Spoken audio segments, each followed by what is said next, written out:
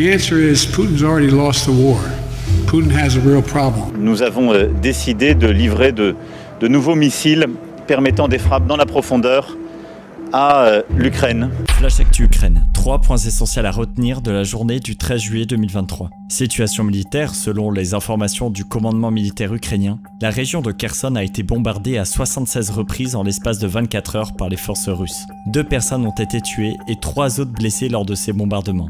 À Kiev, des bombardements nocturnes pour la 3e nuit consécutive ont également blessé des personnes. Sur Telegram, la vice-ministre de la Défense Anna Maliar a déclaré « Nos troupes ont pris le contrôle de hauteurs clés autour de Bakhmout », précisant que cela permet aux soldats ukrainiens de contrôler depuis plusieurs jours les entrées, les sorties et les mouvements de l'ennemi dans la ville. Par ailleurs, l'état-major général des forces armées ukrainiennes a confirmé une frappe le 11 juillet contre un hôtel utilisé comme caserne militaire russe dans la région de Zaporizhia. La frappe aurait tué des soldats russes ainsi que le lieutenant général russe Oleg Tsokov selon des sources russes et ukrainiennes.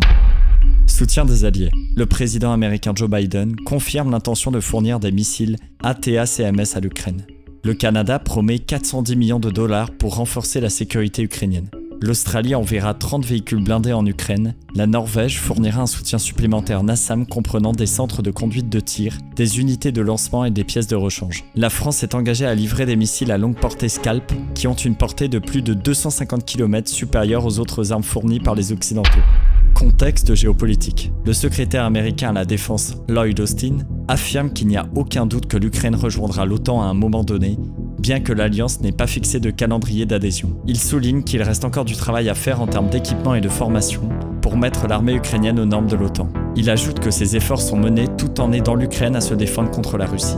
Lors d'une conférence de presse à Helsinki, Joe Biden a déclaré « Poutine a déjà perdu la guerre, il n'y a pas de possibilité pour lui de gagner la guerre en Ukraine. J'espère, et c'est mon attente, que l'Ukraine fera des progrès significatifs dans son offensive et que cela débouchera sur un règlement négocié à un moment ou à un autre. » Pour sa part, le chef de la diplomatie russe Sergueï Lavrov a déclaré que les avions de combat F-16 livrés à l'Ukraine seraient considérés par Moscou comme une menace nucléaire. Affaire à suivre.